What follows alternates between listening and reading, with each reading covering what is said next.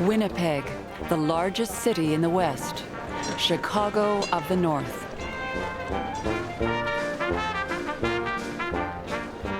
Charlie Chaplin appears at the Walker, Groucho Marx at the Bijou. By 1911, Winnipeg has the highest percentage of foreign-born residents of any city in Canada. Most crowd into the North End, north of the CPR tracks, the foreign quarter.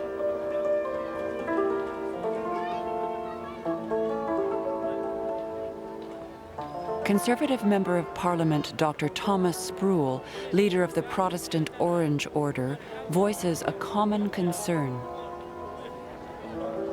Canada is today the dumping ground for the refuse of every country in the world.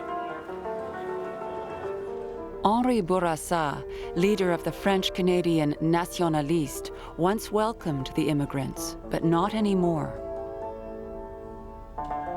It was never in the minds of the founders of this nation that one day Canada would become a land of refuge for the scum of all nations, to such an extent that our two founding races would be drowning amidst a flood of intruders. But there are new sounds coming from the pulpit. James Shaver Woodsworth is a Methodist minister, the son of prairie missionaries. He feels it is his duty to improve the conditions of these new immigrants. Ignorance of the language, low standards of living, incompetency, drunkenness, and other evils are producing conditions as bad as are to be found in the slums of the great cities. Woodsworth preaches the Protestant Church's new social gospel, which strives for the kingdom of God on earth.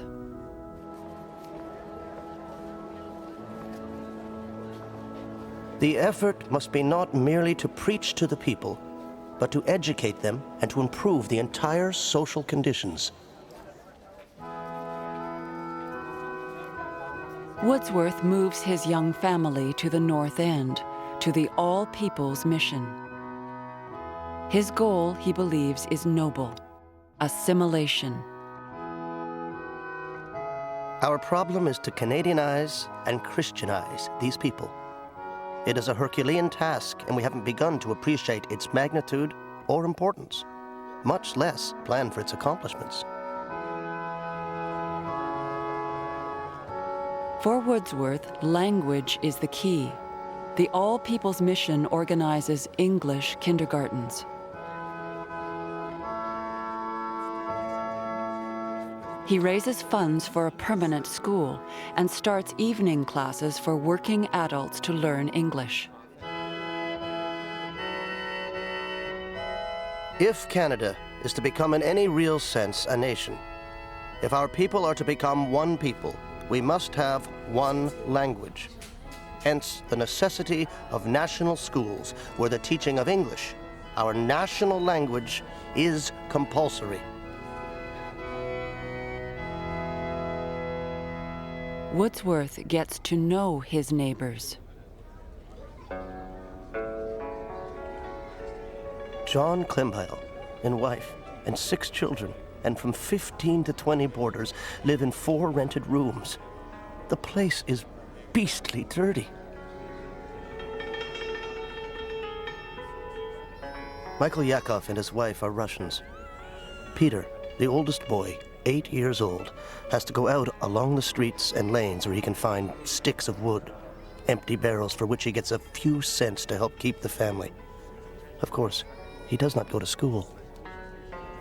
In 1909, after 2 years working and living in the North End, Woodsworth publishes his views on immigration, Strangers Within Our Gates. Instead of simply teaching his neighbors, he has learned from them. What does the ordinary Canadian know about our immigrants? He classifies all men as white men and foreigners. The foreigners he thinks of as the men who dig the sewers and get into trouble at the police court. They're all supposed to dress in outlandish garb and speak a barbarian tongue and smell abominably. Wordsworth's book sells 10,000 copies and brings him national recognition.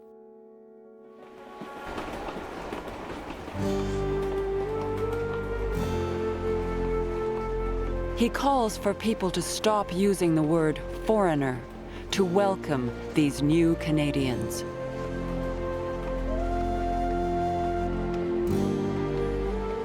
Within the 2 decades has come an inrush of over 2 million immigrants. Some would gladly return to the simpler joys of earlier days, but for good or ill, we are launched upon a larger life. Its perils may be great, but its possibilities are boundless.